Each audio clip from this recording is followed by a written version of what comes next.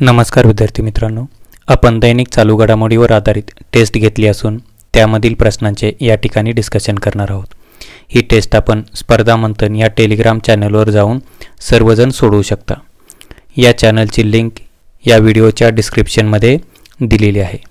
चालू घडामोडीवर आधारित ही आपली पहिली टेस्ट असून अशाच प्रकारच्या टेस्ट आपण दररोज घेणार आहोत।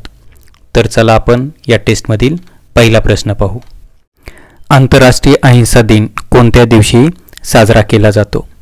तर पर्याय क्रमांक 1 आहे 1 ऑक्टोबर, पर्याय क्रमांक 2 2 ऑक्टोबर, पर्याय क्रमांक 3 30 सप्टेंबर, पर्याय क्रमांक 4 29 सप्टेंबर। तर याचं बरोबर उत्तर आहे पर्याय क्रमांक 2 ऑक्टोबर। तर आता आपण आंतरराष्ट्रीय अहिंसा दिन याविषयी थोडक्यात माहिती पाहू। हा जो दिन आहे तो दरवर्षी जगभरात 2 ऑक्टोबर या दिवशी साजरा केला जातो आणि हा जो दिवस निवडण्याचं जे कारण आहे ते म्हणजे महात्मा गांधी यांचा 2 ऑक्टोबर हा जन्मदिवस आहे। हा जो जन्मदिवस आहे तो संयुक्त राष्ट्र संघटनेने काय केलेला आहे 15 जून 2007 रोजी हा दिवस जो आहे तो त्यांचा जन्मदिवस तो आंतरराष्ट्रीय अहिंसा दिन म्हणून साजरा करण्याचं ठरवलं। त्यानंतर तेव्हापासून काय झालेलं आहे हा दिवस दरवर्षी साजरा केला जातो। 2024 ची जी थीम आहे ती काय आहे तर शांततेची संस्कृती जोपासणे अशी या वर्षीची थीम आहे। यानंतर या पर्यायामध्ये जे पर्याय क्रमांक 1 दिला होता 1 ऑक्टोबर या दिवशी काय केला जातो आंतरराष्ट्रीय वृद्ध व्यक्ती दिन म्हणून साजरा केला जातो। त्याचबरोबर या दिवशी जागतिक शाकाहारी दिन म्हणूनही साजरा केला जातो आणि आणखीन एक याच दिवशी साजरा केला जातो दिन तो म्हणजे आंतरराष्ट्रीय कॉफी दिन। त्यानंतर 30 सप्टेंबर या दिवशी आंतरराष्ट्रीय अनुवाद दिन साजरा केला जातो। त्यानंतर 29 सप्टेंबर या दिवशी जागतिक हृदय दिन असतो।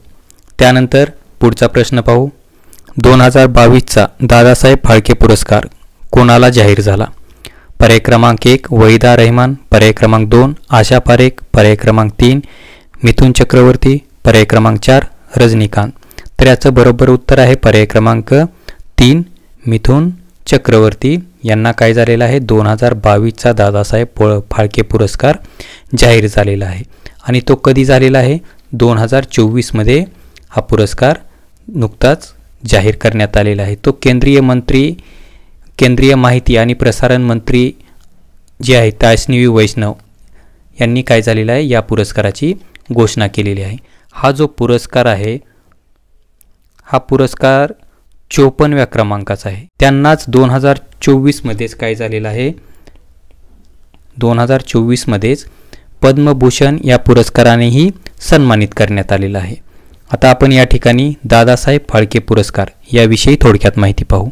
या पुरस्काराची सुरुवात 1969 पासून झालेली आहे आणि याच वर्षीचा म्हणजे प्रथम पुरस्कार प्राप्त व्यक्ती कोण आहे या ठिकाणी देविका राणी या आहेत। त्यानंतर 2019चा पुरस्कार जो आहे तो रजनीकांत यांना मिळालेला आहे।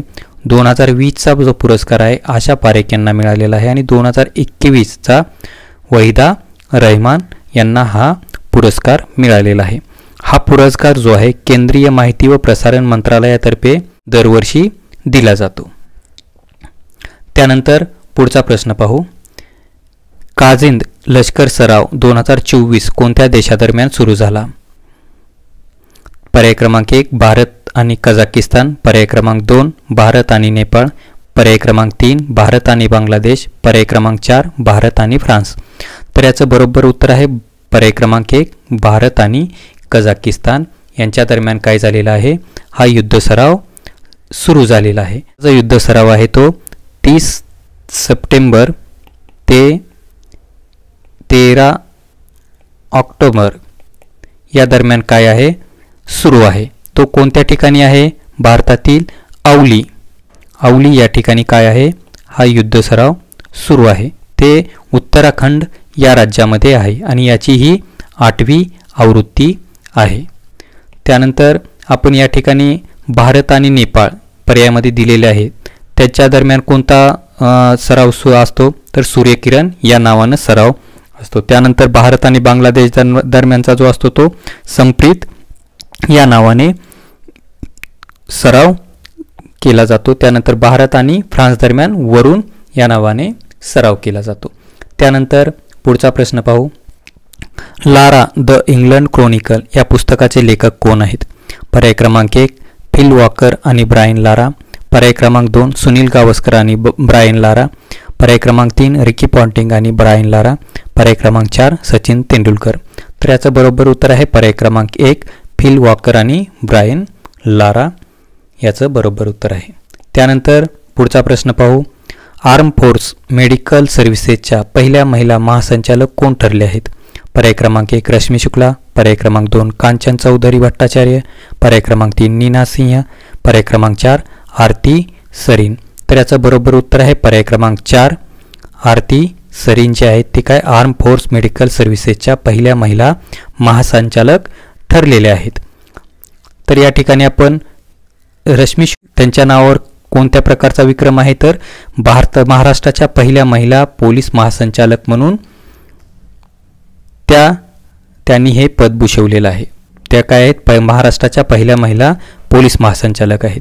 त्यानंतर भारतातील पहिल्या महिला पोलीस महासंचालक हे पद कुणी भूषवलेलं आहे तर कांचन चौधरी भट्टाचार्य यांनी.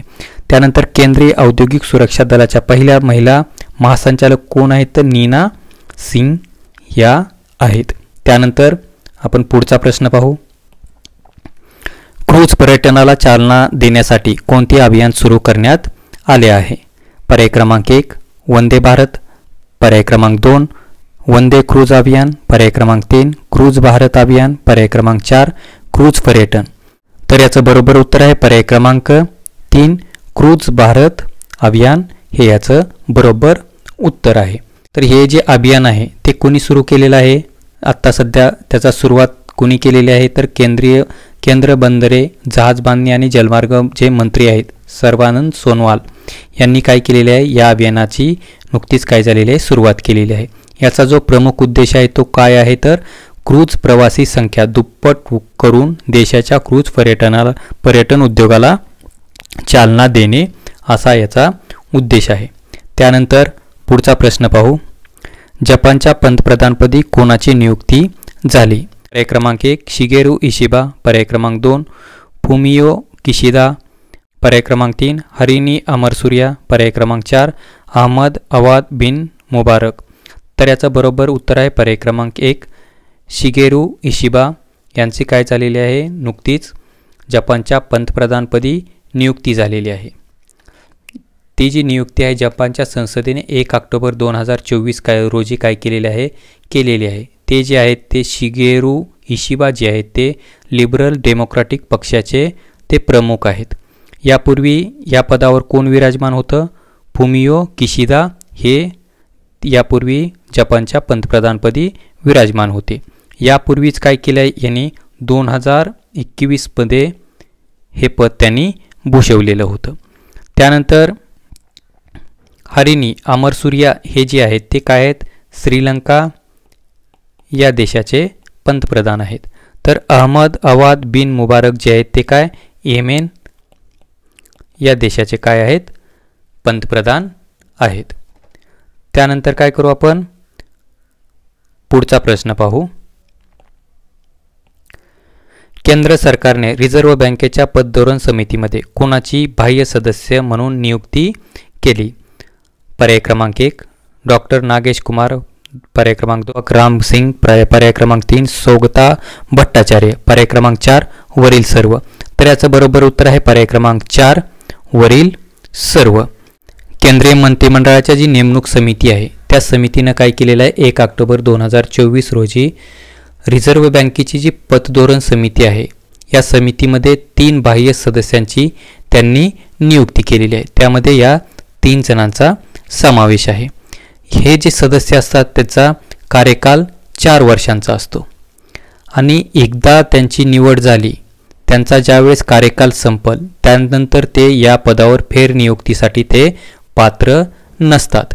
रिझर्व्ह बँकेचे पतधोरण समिती जी आहे या समितीचे अध्यक्ष रिझर्व्ह बँकेचे गव्हर्नर असतात. आता या ठिकाणी आपण रिझर्व्ह बँकेविषयी थोडक्यात माहिती पाहू. याची जी स्थापना झालेली आहे ती 1 एप्रिल 1935 रोजी झालेली आहे. याचं मुख्यालय मुंबई या ठिकाणी आहे आणि सध्या विद्यमान गव्हर्नर जे आहेत ते शक्तिकांत दास आहेत. त्यानंतर पुढचा प्रश्न पाहू. आंतरराष्ट्रीय कसोटी क्रिकेटमध्ये सर्वाधिक वेळा मालिकावीर पुरस्कार मिळवण्याचा विक्रम कोणाच्या नावावर आहे? पर्याय क्रमांक 1 सचिन तेंडुलकर, पर्याय क्रमांक 2 विराट कोहली, पर्याय क्रमांक 3 मुथय्या मुरलीधरन, पर्याय क्रमांक 4 ब्रायन लारा. तर याचं बरोबर उत्तर आहे पर्याय क्रमांक 3 मुथय्या मुरलीधरन. हे आंतरराष्ट्रीय कसोटी क्रिकेटमध्ये सर्वाधिक वेळा मालिकावीर पुरस्कार मिळवण्याचा विक्रम श्रीलंकेच्या मुथय्या मुरलीधरनच्या नावावर आहे. आता नुकतेच काय झालेलं आहे, या विक्रमाची बरोबरी भारताच्या रविचंद्रन अश्विनने केलेली आहे. यांनी काय केलेलं आहे, हा पुरस्कार प्रत्येकी 11 वेळा मिळवलेला आहे. त्यानंतर पुढचा प्रश्न पाहू. घरच्या मैदानावर सलग सर्वाधिक कसोटी मालिका जिंकण्याचा विक्रम कोणत्या देशाच्या नावावर आहे? पर्याय क्रमांक 1 ऑस्ट्रेलिया, पर्याय क्रमांक 2 वेस्ट इंडिज, पर्याय क्रमांक 3 न्यूझीलंड, पर्याय क्रमांक 4 भारत. तर याचं बरोबर उत्तर आहे पर्याय क्रमांक 4 भारत. आता या ठिकाणी घरच्या मैदानावर सलग सर्वाधिक कसोटी मालिका जिंकणारे जी संघ आहेत किंवा देश जे आहेत ते कोणते आहेत ते पाहू. पहिल्या क्रमांकावर आहे भारत. त्यांनी अशा प्रकारची ते सलग किती वेळा सामने जिंकले, कसोटी मालिका जिंकलेली आहे तर 18 वेळा. अशाच प्रकारे दुसऱ्या क्रमांकावर आहे ऑस्ट्रेलिया. त्यांनी 10 वेळा सलग काय केलेले आहे, कसोटी मालिका आपल्या घरच्या मैदानावर जिंकलेली आहे. आणि हे असा 10 वेळाचा जो विक्रम आहे त्यांनी काय केलेला आहे, 2 वेळा केलेला आहे. आणि तिसऱ्या क्रमांकावर संयुक्तपणे न्यूझीलंड आणि वेस्ट इंडिज आहेत. अशाच प्रकारची चालू घडामोडीवर आधारित टेस्ट आपण दररोज घेणार आहोत. यामध्ये आपणास सहभागी होण्यासाठी स्पर्धा मंथन हा टेलिग्राम चॅनल जो आहे तो सर्वजण जॉईन करा. त्याचबरोबर आपला यूट्यूब जो चॅनल आहे त्यालाही सबस्क्राईब करा. धन्यवाद.